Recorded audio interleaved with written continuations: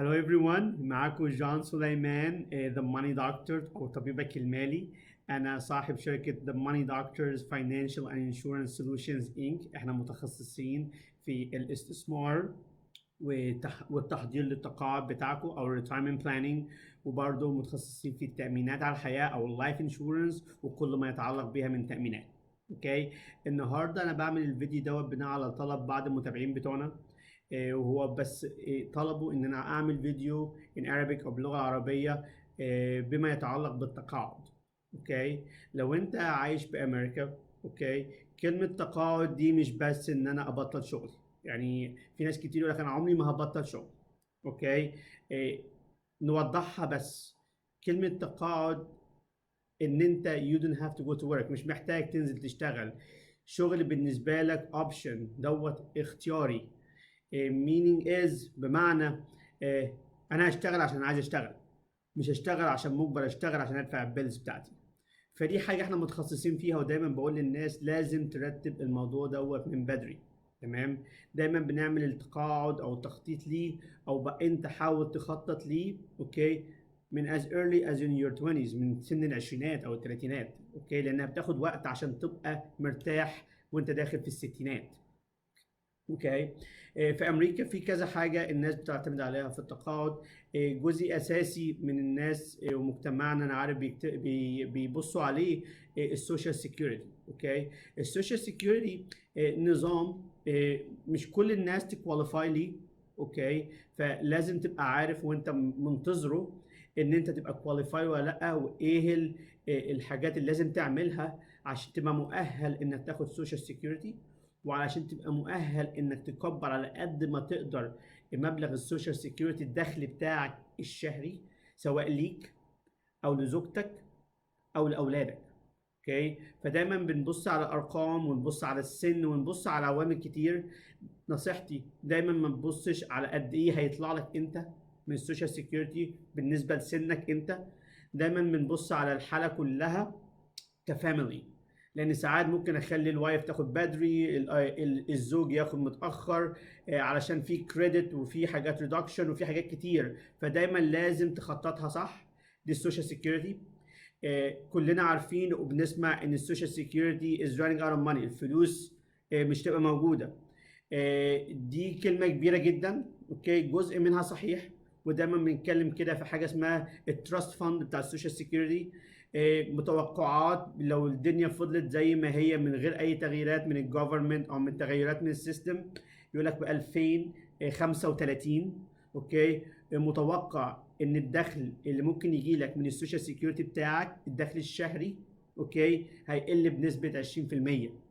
as of today لو مفيش اي حاجه اتغيرت في خلال ال 15 سنه الجايين، الشيك اللي بيجي لك متوقع يقل 20%، يعني تاخد 80 بس في المية منه. اوكي، محدش ضامن المستقبل، بس لو المستقبل ماشي في نفس الاتجاه ومفيش اي تغييرات، السيستم فيه فلوس كتير طالعه ومفيش فلوس قدها داخله، فمتوقع كده. فالسوشيال سيكيورتي جزء من الحاجات اللي انت بتعتمد عليها للريتايرمنت. اوكي، مش معمول عشان يبقى المبلغ الاساسي اللي بيشيلك في التقاعد. اوكي، معمول عشان يريبليس جزء من الانكم بتاعك، عشان لما تبطل شغل السوشيال سيكيورتي مع حاجات تانية جنبيه تقدر تخليك عيش عيشة كريمة. اوكي، ما بنعتمدش عليه لوحده، لان دايما في مصاريف تانية كتير، وبما انه جزء بس من دخلي، تمام، ما اقدرش اعتمد عليه لوحده. عشان كده دايما بنلجأ لحاجات تانية جنبيه، ما نعتمدش على السوشيال سيكيورتي لوحده. اوكي، تاني حاجة لو في عندك حاجة اسمها بنشن او زي معاش من الحكومة. اوكي، دوت لو في بعض الشركات زمان باك ان داي ممكن 400,000 شركه كان يقول لك اشتغل معايا 20 30 سنه، تمام، وعما تيجي وقت التقاعد بتاعك، اوكي، هديك نسبه من اخر مرتب سنوي ليك مدى الحياه. يعني مثلا لو شغال في شركه لمده 30 سنه مثلا وبتعمل 100,000 في السنه، اخر شيك قبل سنه التقاعد مثلا يقول لك هديك 70,000، 70% من مرتبك الاخير مدى العمر، يعني هتاخد 70,000 في السنه مدى الحياه. فكنا بنشوف ال 70,000 دي زائد الجزء بتاع السوشيال سيكيورتي، من الاثنين مع بعض بتعيش حياه كريمه، لان انت تبقى تقريبا في نفس الدخل بتاعك. المشكله في حاجه، ما عادش في شركات كتير بتعمل موضوع البنشن. دايما بنلاقيه لو انت شغال مع الكاونتي، او حاجه تبع الستيت. اوكي، وحتى دي كمان ما عادتش مضمون. اوكي، ده الجزء الثاني. الجزء الثالث اللي دايما بنبص عليه، حاجه انا بحط فيها فلوسي، حاجه انا مشترك فيها شخصيا، سواء بقى من خلال الامبلوير او الشركه اللي انا شغال معاها بتديني 401k او تديني 403b او حاجات كتير، او انا عامل حاجه لوحدي. اوكي، سواء بقى عامل انا ايرا او سيب ايرا، او لو انا شغال سيلف امبلويد او عندي البيزنس بتاعي او عندي شركتي. تمام، او انا عامل حاجه برايفت ليا، يا اما مع شركه استثماريه او مع شركات من شركات التامين. وده السؤال اكشلي اللي توجه لي، ايه الفرق ما بين ال 401k والايرا والانيوتي واللايف انشورنس استعماله للريتايرمنت؟ اوكي، الفرق كبير وفي تفاصيل كتيره، بس انا هتكلم بس على الفكره الاساسيه البيزك، اوكي، المبسطه. اوكي، لما انت بتحط فلوسك في حساب بنسميه IRS qualified plan او ال 401k او الايرا او السيب ايرا والحاجات دي كلها، تمام، انت الفلوس اللي بتحطها جواه بالليميتيشن بتاعتها كل سنه بتبقى معفيه من الضرايب دلوقتي. اوكي، الفلوس دي بتخش بتزيد او بتخش جوه البورصه. كنت تقريبا almost 90% من الاكونتات، ما كانش 99% حتى من اللي عندكم شخصيا في البورصه، بنلاحظ حركه البورصه بتاثر عليها فوق او تحت. اوكي، ودايما بيبقى فيها فيز بتطلع منها وحاجات زي كده تبع الانفستمنت كومباني اللي بتتابع المؤشر وبتعمل تحركات في الاكونت بتاعك.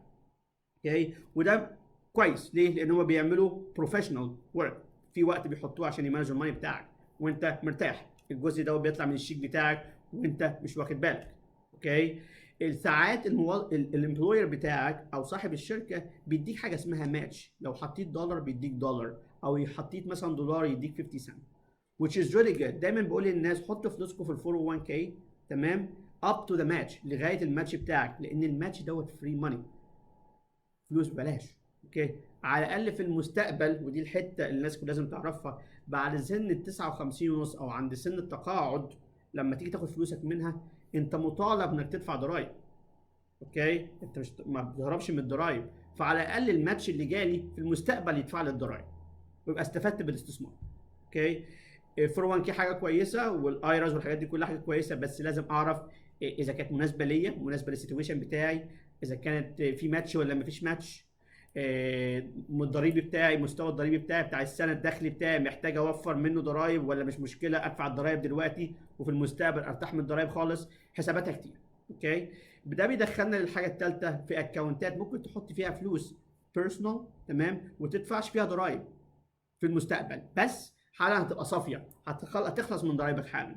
اوكي، الاكونتس كتيره والبلانز كتيره، بس مبسطها ممكن من خلال شركات تامينيه، ممكن من خلال شركات استثماريه. اوكي، والفرق كبير. اوكي، الاستثماريه، الشركات الاستثماريه ممكن تديك برودكت ما فيهاش فوائد ضريبيه، يعني ممكن تدفع ضريبك السنويه فيها، تمام، وممكن ساعات كتير بتكون فيها حركات بورصه. شركات التامين بقى بيبقى فيها جزء من المنتجات بتبقى في البورصه، وجزء تاني اللي انا بفضله دايما لناس كتير للمدى البعيد اللي هو فلوسك مش في البورصه، بيدوك فلوس، بيدوك ارباح سنويه افريج تقريبا 6 7%، وانت محمي من الداون سايد، من الخطوره بتاعه البورصه، وفي نفس الوقت لما بتطلع البورصه بتطلع لغايه ماكسيموم، يعني بيدوك افريج 6 7%، يعني لما الدنيا بتنزل انت محمي، بس لما الدنيا بتطلع هم بياخدوا جزء وبيدوك الباقي. تمام، فبتافرج في السنه 6 7% which is really good. حلاوتها ان في حالات كتير من الناس اللي بقعد معاهم محتاجين فعلا في المستقبل لما ياخدوا فلوس منها تكون الفلوس دي معفيه من الضرايب، ودي بتعمل فرق كبير. اوكي، في دخلك عند سن التقاعد. دايما بنعمل تخطيط البلاننج شخص بالشخص، ومش كل الشركات عندها كل المنتجات اللي مناسبه للجميع. مفيش شركه واحده زي ما بقول عندها افضل منتج للجميع. اوكي، مفيش شركه افضل من الجميع. اوكي، كل شخص وكل حاله بيبقى ليها البلان بتاعتها، وبنفصلها ونشوف السوشيال سيكيورتي مع الدخل اللي انت هيطلع لك من البلان اللي احنا بنعملها لك، تركيبتهم مع بعض ازاي تعملها ونخططها قبلها ب5 سنين 10 سنين 20 سنه، تمام، عشان لما يجي الوقت يبقى انت عارف هيحصل لك ايه. تمام. الحاجه الاخيره اللي كنت عايز اتكلم عليها موضوع الانيوتي اللي الناس سالتني عليه. كلمه انيوتي دي زي منتج ممكن تنقل جواه فلوسك او بتحط فلوسك فيه من الاول. تمام. وبتتحكم ساعتها في ادائه. تمام. عايزه يبقى في مؤشر بورصه، او عايزه يديك دخل ثابت، اوكي، او فايده ثابته، او عايزه يشتغل زي ما قلت لك في شركه التامين اللي هو يديك افريج سنوي، وفي نفس الوقت المبلغ الاساسي بتاعك محمي من بورصه. تمام. الانيوتي دايما بتلاقيها بس من خلال شركات تامين على الحياه. تمام. فدايما حاول تتواصل تشوف الانيوتي. في انيوتي موجوده في الماركت بليس از نوت جود، واقدر اقول عليها فعلا سيئه جدا، وفي انيوتي فعلا حلوه جدا. اوكي. فخليك دايما حريص وانت بتختار. الموضوع مش موضوع شركه قد ما هو موضوع منتج اللي بتحرك في فلوسك. تمام. دايما ممكن تحرك فلوسك ما بين الاكونتات دي كلها، ودي لما احنا بنقعد مع الناس ببص انا ممكن احرك من هنا لهنا، احرك من هنا لهنا، علشان على قد ما اقدر اصلح اللي موجود عند الشخص لو محتاج تصليح. لان في ناس كتير بقعد معاهم بلاقي عندهم 401k، عنده حساب في البنك سيفنج، عنده IRA، عنده حساب انفستمنت مع شركه استثمار، عنده بوليس التامين على الحياه، وكل الحاجات ماشيه في كل الاتجاهات. اللي انا بعمله ان انا بقعد معاهم واخلي الحاجات دي كلها متجهه كلها في دايركشن واحد، في اتجاه واحد اللي هو عايز يوصل له. اوكي. فاتمنى اكون جاوبت الفرق ما بين ال 401k والانفستمنت والانيوتي واللايف انشورنس، دايما في موضوع الضرائب بتاعتها، في موضوع الاداء بتاعها، وفي موضوع الاكسس بتاعك للمنتج، ازاي ليك اكسس ولو في بينالتي وما فيش بينالتي. انا عارف ان الموضوع كبير وما يقدرش يتلم في فيديو صغير، بس طبعا انا وان فون كول اواي. لو حد محتاج اي استفسار ازاي تستعمل التامين على الحياه، ان انت تاخد فايده كويسه على الفلوس اللي بتحطها، وفي نفس الوقت متامن حالا لو بعد الشر حاجه حصلت، وفي المستقبل ممكن تاخد فلوسك دي لفتره طويله من غير ما تدفع ضرائب. اوكي. اقدر اوريك دوت. لو عندي اي سؤال عن الانيوتي او ال 401k بتاعتك او الاي ار اي، وعايز تفهم بتاعتك شغاله ازاي ومحتاج اني افسرها لك، ولو محتاج اي تعديل او تسيبها زي ما هي، كلموني اقدر اساعدكم. انا عارف حالا ان الفتره اللي فاتت دي كان في مشاكل كتير في الستوك ماركت، او مش مشاكل، فولاتيليتي، وده بتحصل كل فتره من السنين. بس احنا عارفين طبعا ده يبقى ليه نهايه، واكيد هنطلع فوق زي ما احنا بادئين اوريدي نشوف. الماركت از رايزنج اب. اوكي. الماركت بدا يطلع. فدايما في وقت حالا لو انت اتكلمت مع ادفايزر او حد يقدر يقول لك تعمل ايه او تتحرك الحركه المناسبه، ممكن تفرق كتير معاك قوي في الطلعه دي خلال السنين اللي جايه. اوكي. جون سوليمان ذا ماني دكتور. انا اوفيسي هنا في كاليفورنيا في نيوبورت. عندنا اوفيسز كتير، او بمعنى اصح بالفيرجوال، زي ما عندنا اوفيسز كتير بنتكلم معاهم وناس كتير شركاء معانا. تمام.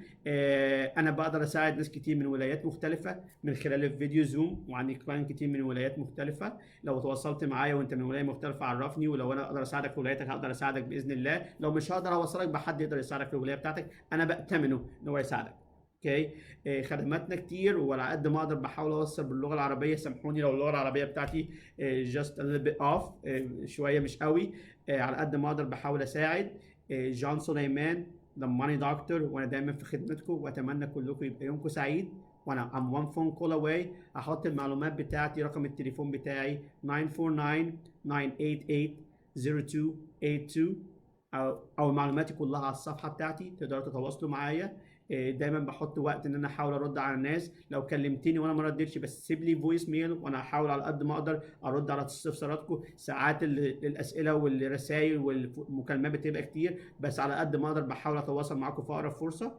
ربنا مع الجميع. بي سيف اوت ذير. الوقت ده صعب شويه، بس انا عارف ان احنا كلنا استفدنا منه حاجات كتيره، قربنا من بعض. وفي بيزنس بتاعي في ناس كتير حالا انا عارف ان هو في مكان ان هو هيستفيدوا جدا ماديا من الوضع اللي احنا فيه.